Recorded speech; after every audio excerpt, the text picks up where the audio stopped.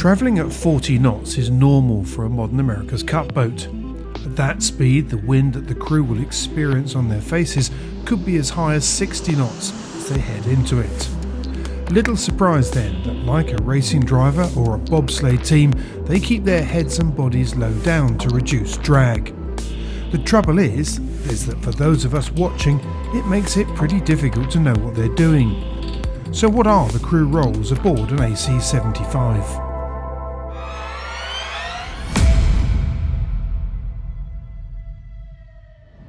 Back in the day when America's Cup boats were displacement monohulls with 20-ton lead keels slung beneath them, there were 17 crew. Today there are just 8. Back then they were plodding along at around 12 knots, if you were lucky. Today they're doing 3 to 4 times that speed with half the crew. Even in the last Cup we had a glimpse of what they're up to as they cross the boat from side to side in tacks and jibes.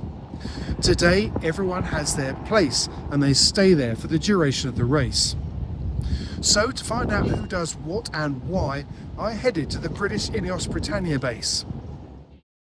On board an AC75 we have symmetrical sides of the boat where we have 4 sailors on one side and 4 sailors on the other side. So we have 8 sailors on board the whole time. Of those 8 sailors, 4 people get to have all the fun, in my opinion. So we'll have 2 helmsmen and 2 pilot trimmers. So the helmsman, it's obvious, they drive the boat. They can help trim sails, fly the boat. They have options to do that if so needed. And we have pilot trimmers, and that's fairly self-explanatory, right? They're trimming the sails, helping fly the boat. So on the 75, I'm a trimmer pilot. So it's kind of a combined role where we swap between piloting and so flying the boat essentially, and trimming the sails. So it's kind of we switch roles depending on the scenario. And you're trimming both sails, main and jib? Primarily the main on the AC75. And when you're trimming the main, that's presumably it's when you're on the windward side? Yeah, that's right. Yeah. So on the windward side, we end up trimming the main, providing kind of performance feedback, kind of helping out the helm in that sense. And then on the leeward side, we're kind of focused on the piloting, making sure that we're flying the boat at the optimum height to get the most out of it.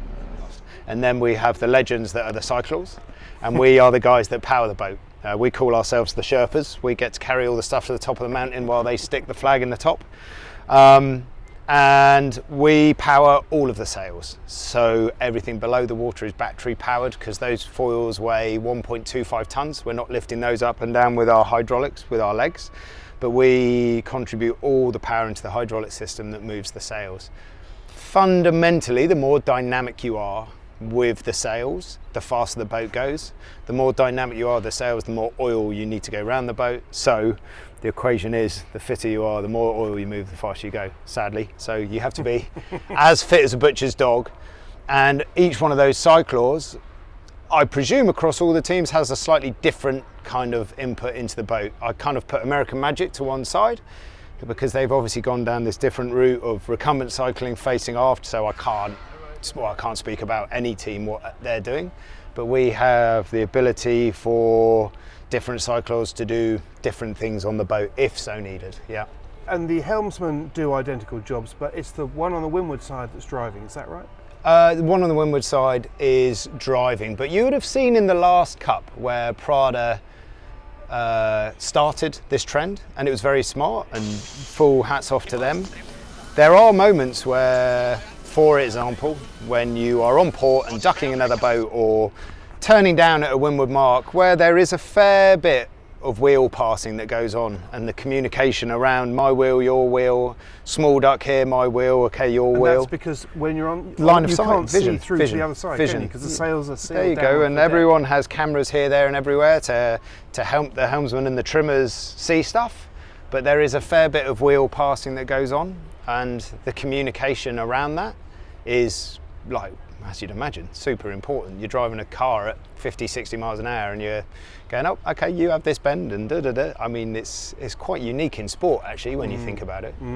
So what you would have seen in the last Cup is someone running from one side of the boat to the other, across all teams actually. So even though Prada had fixed helmsmen, their wing trimmer or mainsail trimmer did cross the boat always. Team New Zealand skinned it slightly differently, but fundamentally in the last cup, the trimmer always crossed. And with a lot of teams other than Prada, the helmsman crossed as well. Now everybody's settled into a world where you kind of split the trimmer and pilot role. So the reason you don't want to cross the boat is aerodynamically it's bad, and it also takes a lot of time for a human to get from A to B, and it also telegraphs that you're about to manoeuvre, which is a big thing now. And also there's a risk, isn't there? Because a few people have gone over the side. Yeah, absolutely. I mean, I didn't really think about that, but yeah, it's running across a boat for an early jibe at a windward mark turn down, you're doing 50 knots. You don't want to be going out the back of that. It's unique that on these boats now where we end up with crew staying in cockpits, I think there's a lot of kind of a swapping of roles that happens depending on what tack you're on, and it's very unique in terms of normal sailing. It's kind of unusual that you would decide to swap roles based on what tack you're on, but it is quite natural. It's all the dynamics of flying and trimming. It's all very kind of interlinked in a way, and it's important for sure to have the understanding of what the other person's up to. So in that sense, it's actually quite natural having this kind of swap between trim and pilot, and that's kind of the path that we've gone down as a team. But having two of each also means making sure that both sides work in harmony. And to make life even more complicated, all the crew, whether they're cyclors, trimmers, pilots or helmsmen, are taking on a variety of roles during the race. Let's put it like this, all of the afterguard, so the trimmer pilots can't drive. I'm sure they'd love a little wheel to give it a go, but they can't drive. But beyond that, we have set up our HMI, our human machine interface, so that we can pass various roles around the boat depending on situations that we're in on the race course. And there's a lot for those four guys to take on, and that's the same across all the teams.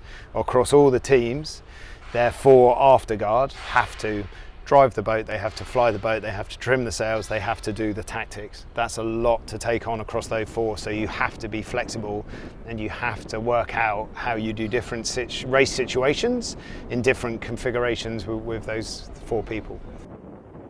So it's not only the helms that are kind of divvying up the roles between what tack they're on, it's also the trimmers, and I think that's something that we've been developing over the time in T6 and also over the time we've had now on the 75, just to make sure that we are both dialed in, we're kind of aiming for the same thing, and actually essentially to make sure that when it comes to racing, it doesn't require much, if any, comms between the trimmers, because the reality is a lot of that kind of communication bandwidth will be taken up by the helms, positioning, where the other boat is, the stuff that actually is really going to make the difference come the match racing.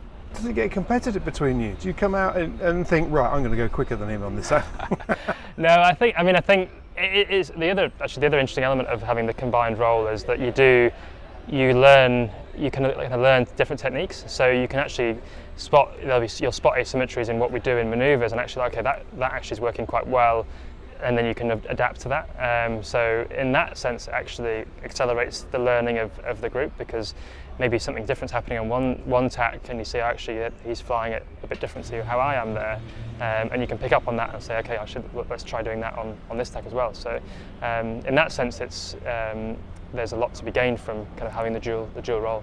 I guess though, at some point, it's probably not as straightforward as that, because you could end up with an asymmetric setup to the weather, as in the waves aren't necessarily going to come from the same angle on each tack. Yeah, that must really throw a few spanners in the works a bit. And to be fair, that's actually quite common here, especially over the last kind of month or so, where there's been kind of this trend of an easterly kind of swell that's coming in, and you have a southerly breeze, and all of a sudden you've got quite an offset, and that's something that we see quite a bit, where one jibe downwind might be going straight down the waves and one straight across them. So that becomes a challenge for sure, and you do then end up sailing a bit differently on both tacks, and in a way that at that point, having one person that's locked into okay, I sail down, today I'm sailing downwind, I'm going straight down the waves, they dial that technique in nice. The other person's across the waves all day and they dial that one in nice, and it's not, in a way it almost makes it a little bit easier that you're constantly doing one technique, the other guy's doing the other one because he's going down the waves, and you're not having to switch between as you go from jibe to jibe. So, but yeah, the waves is, I mean, it's been a big feature here in Barcelona ever since we've been here, and we'll wait and see what we get in a few weeks' time.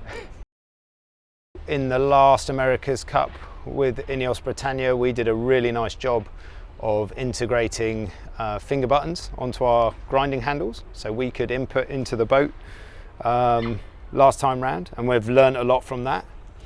I think there is a world where you're cycling and you can do bits and bobs if so needed. Whether that's happened across all the teams, who knows. We've definitely noticed trends of certain cyclors poking their heads up at various moments when in certain manoeuvres and that kind of stuff. And I'm not going to tell you what we're up to. You'll have to wait and see. I'm looking forward to it. A sustainable future. Yanmar.